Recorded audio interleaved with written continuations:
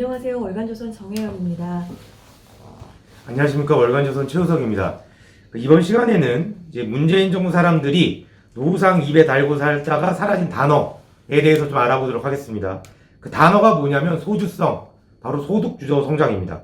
요즘 소주성이라는 얘기 아마 여러분들 많이 들어보지 못하셨을 겁니다. 그래서 예전에 비해서 대기업들을 옥죄겠다던 정책이 자영업자들에게 부메랑으로 날아왔기 때문입니다.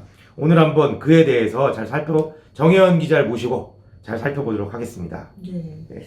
얘기를 잘 안 해요. 요즘 소주성, 듣기 어렵네요. 네. 그 원래 소득주도 성장은 문재인 정부의 이제 아주 경제 정책 아주 기본적인 정책 기조였죠. 간단히 네. 말해서 저임금 노동자나 가게의 임금을 네. 더 주든지 아니면 소득을 높인다. 그렇죠. 그러면 이 사람들이 돈이 생겼으니까 네. 소비를 더 할 것이다. 그렇죠. 그럼 소비를 더하면 기업들이 매출이 늘어난다. 네. 그럼 기업들이 당연히 매출이 늘어나니까 생산을 확대하고 네. 그 다음에 투자를 늘린다. 네. 그렇게 하면 또다시 기업들은 고용을 할 것이다. 그렇게 해서 계속 선순환 구조를 이어간다. 네. 사실 그 포스트 케이언즈 이제 경제학자들의 임금 주도 성장, 그렇죠. 소득 주도 성장은 임금 주도 성장에 좀 근거를 네. 하고 있는데요. 쉽게 말해서 기업이 성장해서 그로 인한 낙수 효과를 노린다기보다는 네. 근로자들, 특히 저임금 노동자, 근로자들의 소득을 인위적으로 높인다는 것이 핵심입니다. 그 참 얘기만 들어보면 맞는 말 같기도 한데 네.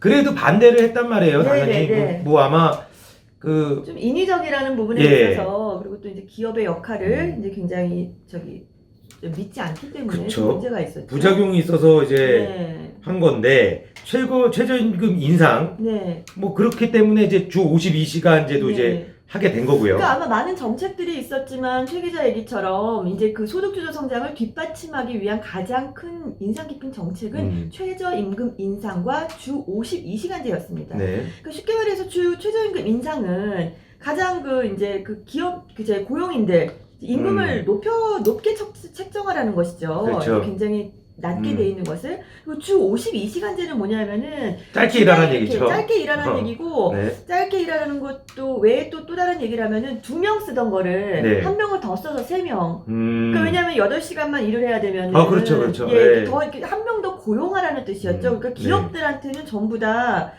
좋지 않은 그런 얘기였습니다. 그러니까 이제 인원을 더 써야 되고 네. 돈을 더 줘야 되니까 네. 뭐 이제 기업 입장에서는 부담이 될 수밖에 없었는데 정부는 뭐 기업한테 이거를 이루기 위해서 굉장히 큰 압박도 했겠네요. 네. 네. 그 기억나실지 모르겠지만 여기 3인방이 있습니다. 그 당시 김상조 공정거래위원장, 네. 그다음에 물론 장하성 청와대 네. 전직실장, 중국 대사로 가 있죠. 네, 김동연 이제 경제부총리, 네. 3인 삼각편대였어요. 이 양반들이 이제 김동연 제가 정확히 날짜는 기억나지 않는데 대기업들 수시로 찾아와서 고용 얼마 할 거냐, 패키지 그렇죠. 세트를 거의 내놓으란 식으로 했죠. 네. 이제 일자리 창출 얼마, 그다음 투자 얼마 이런 식으로 해서 그때 당시에 네. 매달은 아니고 뭐 이제 한번 그룹들이 이렇게 돌아가면서 그렇죠. 있기 때문에 네. 그 갈 때마다 이렇게 기사가 나오잖아요. 네. 사실상 기업들을 굉장히 압박을 했죠. 그렇죠. 예. 그러니까 사실 대기업으로서는 이런 소득주도 성장을 자기들에 대한 그런 어떤 압박으로 받아들일 수밖에 없었습니다. 네. 당시에 제가 2018년 8월호에 취재를 해서 이제 기사를 썼더라고요. 네, 근데 예. 제가 한번 여쭤봤어요. 이게. 근데 문제는 대기업 직원들은 참 아이러니하게도 네. 최저임금하고 주 50시간제에 별로 영향을 안 받는 느낌이었어요. 왜냐면 네. 임금으로 치면 대기업에 다니는 사람이 사실 최저임금에 해당이 되지 그렇죠. 그렇지 않으니까요. 않죠. 연봉들이 좀 높고 하니까요. 네. 주 52시간제 같은 경우도 일단 대기업은 정보가 많기 때문에 그동안 이런 일이 있을 것이다 그래서 준비를 좀 많이 해온 편이었고 네. 그 다음에 이렇게 오히려 주 52시간제 되니까 뭐 저녁 자리 안 끌려가서 좋다. 네. 회식은 뭐 저기 일의 연장이냐 아니냐 이런 거 가지고 이제 갑론을 막 일고 그래서 별로 대기업은 생각보다 네. 저는 애초에 타격이 있을 거라고 생각하고 취재에 들어갔는데 별로 타격이 없었습니다. 근데 문제는 중소기업이었어요. 네. 중소기업 같은 경우는 고용 유연성이 없는데 그렇죠. 갑자기 공장 라인을 돌려야 되는데 2명이 했던 일을 3명을 해야 3명을 되니까. 하니까 그럼 그 1명 고용했다가 그렇죠. 나중에 일거리가 없으면 네. 그 1명을 해고할 수도 없는 노릇 아닙니까? 네. 그 사실 이거 되게 인상적이었는데 중소기업 사장들 중에서 이런 얘기를 했습니다. 우리한테 그렇게 최저임금 잘 지키고 그다음에 주 52시간제 하라는 거는 네. 법을 지키지 않아서 범법자가 되거나 아니면 공장 문을 닫거나 네. 둘 중에 하나를 하라는 것밖에 말이 되지 않는다라는 얘기를 했었죠. 그러니까 그때 이제 지금 정세균 총리인가요? 지금 코로나 때문에 장사가 잘 안 되는 거기 가서 뭐 종업원 분인가? 거기 요즘 뭐 한가해서 좋으시겠습니다. 예, 한가해서 좋으시겠습니다. 뭐 그동안 많이 벌어놨잖아. 뭐 이런 농담을 해서 이렇게 약간 이게 핫소리니까. 구설에 올랐는데, 그러니까 이 정부는 예를 들어 대기업을 손보고 뭐 중소기업 같은 약자들을 위하겠다 그렇게 해서 대통령에 당선이 됐는데 문재인 대통령은 네. 그런데 고스란히 네. 그들의 내놓는 정책의 피해자는 공교롭게도 그들을 지지했을 가능성이 높은 네. 중소기업을 하시는 분들과 네. 자영업자네요. 그렇죠. 네. 사실 그러니까 지금 제가 하나 가지고 왔는데 네. 이게 통계청에서 네. 내놓은 자료인데요. 네. 종사자별 이제 지위별 취업자 순서입니다. 네. 지금 그래프를 보시면 이제 대통령 집권 제가 2017년이죠. 들고 있겠습니다. 5월, 예. 5월 17일. 자, 이때 자영업자 숫자가 568만 2천 명이었습니다. 네. 그 다음에 얼핏 보시더라도 우리 애청자분들께서 그래프가 이렇게 밑으로 떨어지는 거 보실 거예요. 네. 자영업자 숫자가 문재인 정부 들어서고 나서 계속 뚝뚝 떨어집니다. 네. 그래서 급기야 2020년에는 546만 명, 그러니까 568만에서 546만으로 3년 만에 뚝 떨어졌어요. 네. 그러니까 사실상 그렇게 자영업자들이 이렇게 사망 선고를 받았다. 그러면 이 또 요 그래프, 요 밑에 있는 그래프는 뭐냐면 전체 지금 그 고용된 취업자 숫자 중에서 자영업자가 차지하는 비중입니다. 네. 보면 이 비중도 물론 다 그래프 하얀 곡선이죠. 네. 그런데 취임했을 때 자영업자가 전체 취업자 중에 한 21.3% 정도 차지하고 있었어요. 네. 근데 지금 20.4%고 사실상 올해는 20% 밑으로 떨어질 거라는 얘기들이 많습니다. 결국 자영업자들에게 사망 선고가 거의 내려진 셈입니다. 이 정부와 관련한 그래프를 보면 한 가지를 빼고는 다 이제 추락하더라고요.